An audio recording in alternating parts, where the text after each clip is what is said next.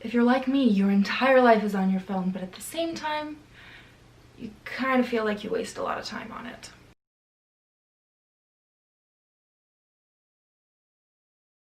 Hello and welcome back to my channel. If you're new here, my name is Taylor. I post all sorts of videos about fitness, law school, and life in general. If that is the type of content you want to see in your subscription box twice a week, you can hit the subscribe button down below and hit the bell icon while you're at it so you get notified every time that I post a new video. So when the iOS 14 update came out, I immediately started seeing all of those super aesthetically appealing home screens where people had made their whole screen a theme and, you know, done all these really pretty things and set up all these weird shortcuts so that the icons don't have to look what they look like.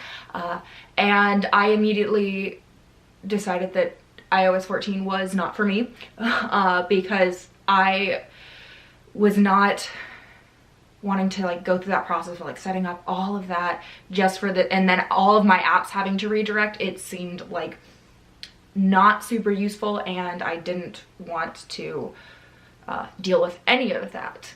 Then I discovered that iOS 14 is wonderful, but not for the super aesthetic-y, my every single button matches a color scheme type thing. If that's your deal, totally cool.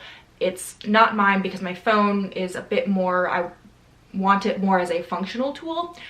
So for me, I cared more about being able to, you know, maximize the use of my phone and being able to turn it into a productivity machine, so that really the main features of my phone are the main features that I need it for productively, and I am minimizing the ways that it is a distraction. Hence my wonderful iOS 14 setup.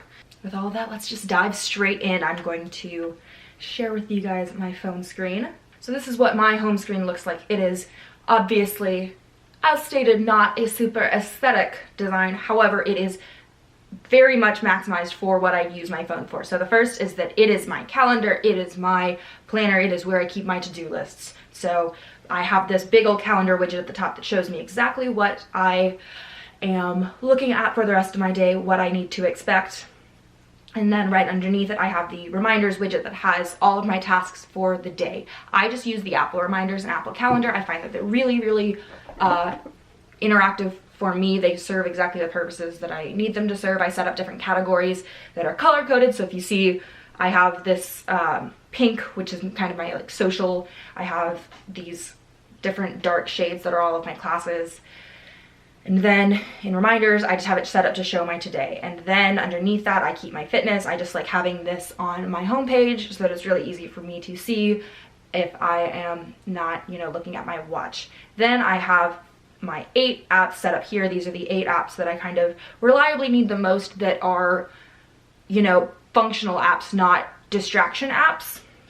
So I have my sleep tracker. So this app literally is just a little wonderful purchase that I wear my watch while I sleep, and it tells me how I did as far as how much sleep I got, tracking all of the important distractions. You can see where I woke up early to go check on my cat who had just vomited.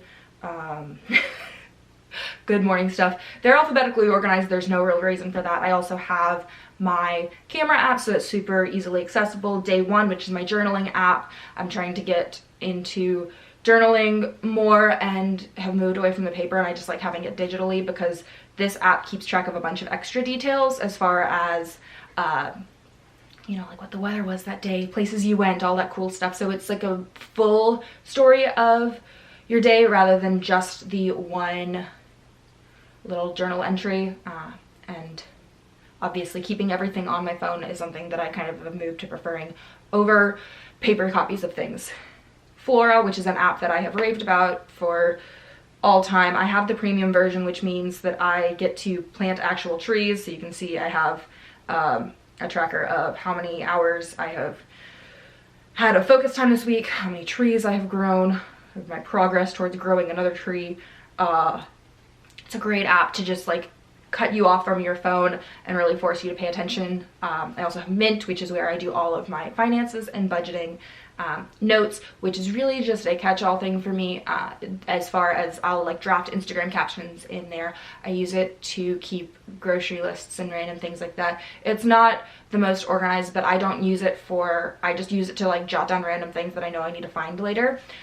So it's kind of like a little catch-all brainstorming notebook. I'll write ideas in there when they come to me, all of that good stuff. Then we have Spotify, which I just use all the time. I'm a very like music person, so I need to have easy access to my Spotify at all times because I almost constantly have music playing. And then I have my Streaks app, which is basically my phone version of a habit tracker that I used to use in my bullet journal. And so I just use this and keep all of the habits that I want to try to keep up on a daily basis, which I can actually fill in some of these things that I have done so far. So I have, you know, greens, vitamins, water, workout, stretching, cleaning the litter box, general cleaning, reading, and journaling. So all of the above. I just keep the default at the bottom of the page, and then that's it. That's the end.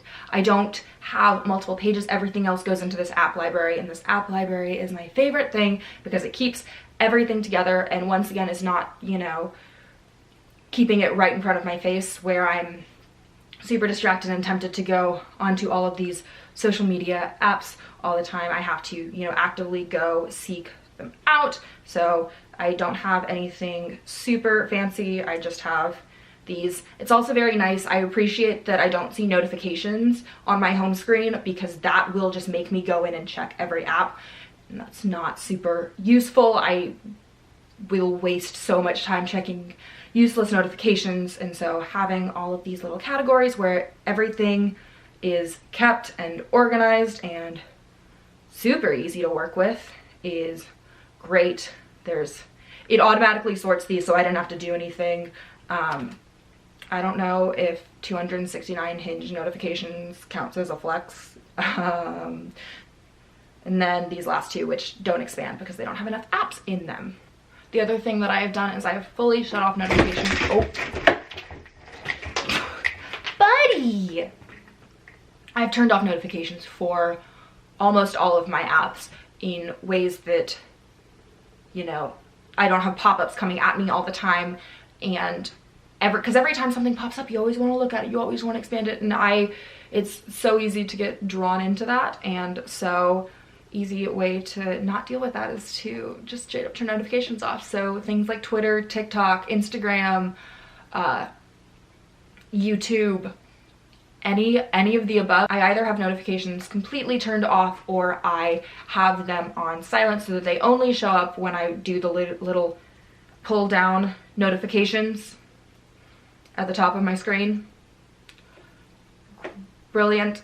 Majorly reduces the way that your phone distracts you. And so by keeping only the apps that I use the most, that are most akin to my productivity, rather than having everything on the homepage and super easy to get to, it makes using up your phone so much simpler and so much more focused on what the things that you are trying to use your phone for. So calendar, to-do lists, tracking, all of the above.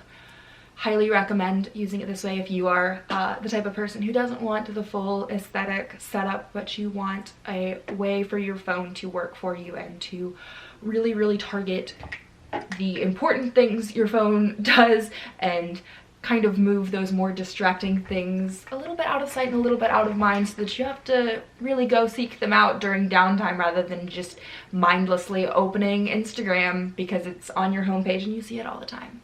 And that's all I got for you. That's everything that's on my phone. I hope you enjoyed this video. If you did, go ahead and give it a thumbs up. Leave me a comment down below on how you organize your phone.